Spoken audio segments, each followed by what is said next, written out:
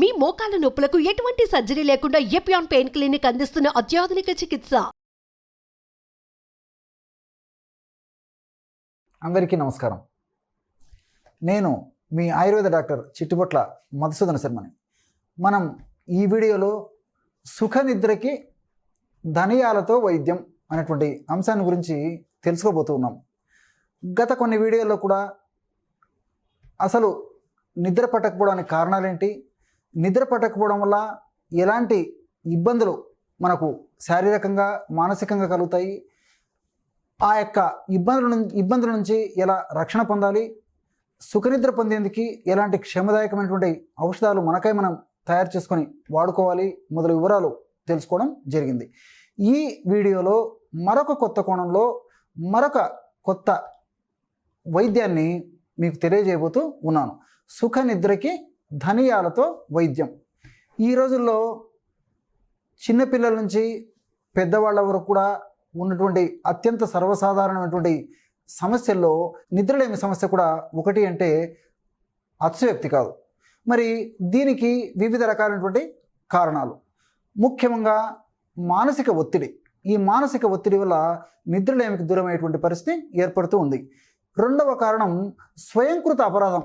అంటే మనకై మనము తెలిసో తెలియకో చేసేటువంటి పొరపాట్లు కొన్ని కారణాలు. ఉదాహరణకి రాత్రిపూట లేట్ అవర్స్ వరకు మరి టీవీ చూస్తూ ఉండడము, స్మార్ట్ ఫోను లేకపోతే పేపర్ చదువుతుండడము, ఇతర సంభాషణలో నిమగ్నమై ఉండడము, ఇలాంటి వివిధ రకాలైనటువంటి కారణాల వల్ల మనం నిద్రకు దూరమయ్యేటువంటి పరిస్థితి ఏర్పడుతూ ఉందన్నమాట. ఇది స్వయంకృత అపరాధం. ఇంకొంతమందిలో కొన్ని రకాలైనటువంటి వ్యాధుల వల్ల నిద్రలేమి, అంటే ముఖ్యంగా మూత్రం ఎక్కువగా రావడము రాత్రిపూట, అదేవిధంగా ఆస్మా సమస్య ఉండడము, కొన్ని రకాలైనటువంటి ఈ గుండె జబ్బులు ఉండడము, అదేవిధంగా కొన్ని రకాలైనటువంటి కీళ్ళ నొప్పులు కానీ భుజం నొప్పి కానీ ఇలాంటి నొప్పులు ఉండడము, గ్యాస్ట్రిక్ ట్రబుల్ ఉండడము, ఇలాంటి కారణాల వల్ల కూడా కొంతమందికి రాత్రి నిద్రలేమి సమస్యతో బాధపడుతూ ఉంటారు అనమాట. అదేవిధంగా కొన్ని రకాలైనటువంటి ఆధునిక కృత్రిమ రసాయన ఔషధాలు తప్పని పరిస్థితుల్లో వాడవలసి వచ్చినప్పుడు కూడా ఆ ఔషధాల వల్ల కూడా నిద్ర దూరమయ్యేటువంటి పరిస్థితి ఏర్పడుతూ ఉంటుందన్నమాట. ఇలా వివిధ రకాలైనటువంటి కారణాల వల్ల ఈ నిద్రలేమైనటువంటి సమస్య కలుగుతూ ఉంటుంది. మరి ఈ నిద్రలేమి సమస్యనే ఆధునికంగా ఇన్సోమ్నియా అనేటువంటి పేరుతో పిలుస్తూ ఉంటారనమాట. మరి ఈ నిద్రలేమి సమస్యకి కొంతమంది కొన్నాళ్ళు ప్రయత్నం చేస్తారు, కానీ మరికొంతమంది కొన్నాళ్ళు ప్రయత్నం చేసినప్పటికీ ఆశించినటువంటి ఫలితాలు కలగకపోగా ఆధునిక కృత్రిమ రసాయన ఔషధాలు విచక్షణ రహితంగా విచ్చలవిడిగా వాడేటువంటి పరిస్థితి కూడా ఏర్పడుతూ ఉంటుంది. ఎటువంటి పరిస్థితుల్లో డాక్టర్ సలహా లేనిది ఆధునిక కృత్రిమ రసాయన ఔషధాలు నిద్రకి వాడేటువంటి పరిస్థితి ఏమాత్రం క్షేమదాయకం కాదు, ఆమోదయోగ్యం కాదు. కాబట్టి వైద్యులు కూడా ఇలాంటి సమస్య ఎదురైనప్పుడు కొన్నాళ్ల పాటు వాడేసి ఆ యొక్క ఔషధాలను కొన్నాళ్ల పాటు వాడి తర్వాత క్రమంగా ట్యాపరింగ్ డోస్, అంటే క్రమక్రమంగా ఆ డోసును తగ్గించేటువంటి పరిస్థితి ఉంటుంది. కాబట్టి మీకై మీరు మాత్రం వైద్యుల సలహా లేకుండా ఏమాత్రం ఈ యొక్క ఆధునిక కృత్రిమ రసాయన ఔషధాలు వాడకుండా ఉంటే చాలా చాలా మంచిది.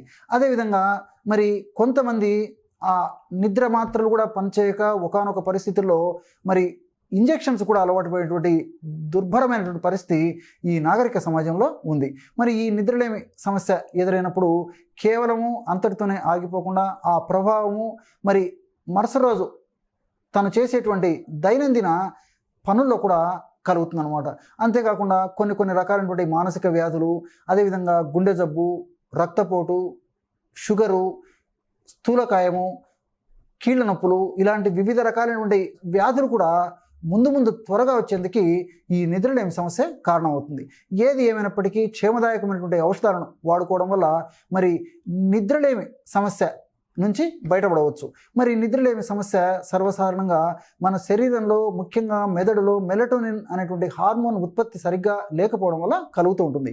ఇప్పుడు మనం చెప్పుకోబోయేటువంటి ఔషధాన్ని మనం తయారు చేసుకుని వాడుకోవడం వల్ల మరి ఈ ఔషధాలను కూడా పరోక్షంగా మెలటోనిన్ అనేటువంటి నిద్రను కలుగజేసేటువంటి రసాయన పదార్థాల ఉత్పత్తికి ఉపయోగపడి సజావుగా నిద్ర కలిగేటువంటి పరిస్థితి ఏర్పడుతుందన్నమాట. మరి ఇప్పుడు ఈ యొక్క ఔషధాన్ని ఎలా తయారు చేసుకోవాలంటే ఇంతకుముందు చెప్పాను కదా, దీనికి కావాల్సినటువంటి పదార్థం మొట్టమొదటిది ధనియాలు. మీకు అందరికీ తెలుసు కదా, చాలా ఆశ్చర్యంగా ఉంది కదా, ధనియాలతో నిద్ర పట్టించుకోవడం ఎంత అద్భుతమైనటువంటి విషయమో. రెండవ పదార్థం తాటి బెల్లం. సంవత్సరం అంతా కూడా మనకు ఆయుర్వేద ఔషధ విక్రయశాలలో పచారీ కొట్టులో దొరుకుతుందన్నమాట. చూసారు కదా. అదేవిధంగా మూడవ పదార్థం నీళ్ళు, నాలుగవ పదార్థం పాలు. ఈ 4 పదార్థాల ద్వారా మనం ఔషధాన్ని తయారు చేసుకుని చక్కటి నిద్రని మనం సొంతం చేసుకోవచ్చు. మరి ఔషధాన్ని ఎలా తయారు చేసుకోవాలంటే రోజు సాయంత్రం పూట 200 మిల్లీలీటర్ల నీళ్లు ఒక పాత్రలో తీసుకొని 200 మిల్లీలీటర్ల నీళ్ళల్లో 5 గ్రాములు ధనియాలు వేసి రాత్రి వరకు బాగా నానించేసేయండి. ఆ విధంగా నానిన తర్వాత ఆ పాత్రని పొయ్యి మీద పెట్టేసి సన్న మంట మీద 100 మిల్లీలీటర్ల నీళ్లు మాత్రమే మిగిలేటట్లు మరిగించేసేయండి. 200 మిల్లీలీటర్ల నీళ్ళల్లో 5 గ్రాముల ధనియాలు వేసి రాత్రి వరకు నానించేసి 100 మిల్లీలీటర్ల నీళ్లు మాత్రమే మిగిలేటట్లు మరిగించి దించి గోరువెచ్చగా ఉన్నప్పుడు అందులో 50 మిల్లీలీటర్ల కాచిన పాలు, బాగా నిదానంగా రాసుకోండి, 50 మిల్లీలీటర్ల కాచిన పాలు, 1 చెంచా 1 టీ స్పూను తాటి బెల్లం కలిపేసి ఆ పదార్థం అంతా కలిసిపోయిన తర్వాత పడుకునేటప్పుడు సేవించాలి. ఈ విధంగా క్రమం తప్పకుండా రోజు ఒక్కసారి ఈ యొక్క ఔషధాన్ని వాడుకోవడం వల్ల క్రమక్రమంగా ఆ యొక్క మెలటోనిన్ అనేటువంటి రసాయన పదార్థం ఉత్పత్తి జరిగి మరి నిద్ర వారి యొక్క సొంతం అవుతుందన్నమాట. మరి ఈ యొక్క ఔషధం మాత్రం మరి వాడిన రోజే అంత ఫలితాలు కనిపించకపోవచ్చు, కానీ క్రమక్రమంగా కొన్నాళ్ల పాటు వాడుకోవడం వల్ల మరి నేను ఇంతకుముందే చెప్పాను కదా, పరోక్షంగా మెలటోనిన్ అనేటువంటి హార్మోన్ను ఉత్పత్తి చేసేందుకు ఈ యొక్క ఔషధ పదార్థాలు ఉపయోగపడతాయి. కాబట్టి మరి పరోక్షంగా ఇవన్నీ కూడా ఉపయోగపడతాయి. కాబట్టి కొన్నాళ్ల పాటు వాడుకోవడం వల్ల క్రమక్రమంగా నిద్ర మన సొంతం అవుతుంది. ఇందులో పాలు వాడాం, చూసారు కదా. పాలలో ట్రిప్టోపాన్ అనేటువంటి అమినో యాసిడ్ ఉందన్నమాట. ఈ ట్రిప్టోపాన్ అనేటువంటి అమినో యాసిడ్ కూడా ఆ యొక్క మెలటోనిన్ ఉత్పత్తికి చాలా చక్కగా ఉపకరిస్తుందని చెప్పేసి పరిశోధనల ద్వారా కూడా నిరూపణ అయింది. అదేవిధంగా తాటి బెల్లము చాలా చలవ చేసేటువంటి గుణం. మెదడులో ఇంతకుముందే చెప్పాను కదా, ఈ యొక్క నిద్రలేమి సమస్యకు ప్రధానమైనటువంటి కారణం మానసిక ఒత్తిడిని. మరి మానసిక ఒత్తిడి ఇలాంటివి జరిగినప్పుడు మెదడులో విపరీతమైనటువంటి వేడి కలుగుతుందన్నమాట. ఆ వేడి తగ్గేందుకు ఈ యొక్క తాటి బెల్లము అదేవిధంగా ధనియాలు కూడా చాలా చక్కగా ఉపయోగపడతాయి. మరి ఈ తాటి బెల్లము ధనియాలు ఈ పదార్థాలు వాడుకోవడం వల్ల మెదడులో లేదా ముఖ్యంగా మన దేహంలో కూడా మంచి మంచి హార్మోన్లు ఉత్పత్తి అవుతాయి. డోపమిన్, అదేవిధంగా ఎండార్ఫిన్స్, గాబా ఇలాంటి అనేక రకాలైనటువంటి మంచి మంచి హార్మోన్స్ ఉత్పత్తి కావడం వల్ల మరి ఎప్పుడైతే మనం సంతోషంగా మనం ఉండగలమో అప్పుడు నిద్ర కూడా మనకి సొంతం అవుతుందన్నమాట.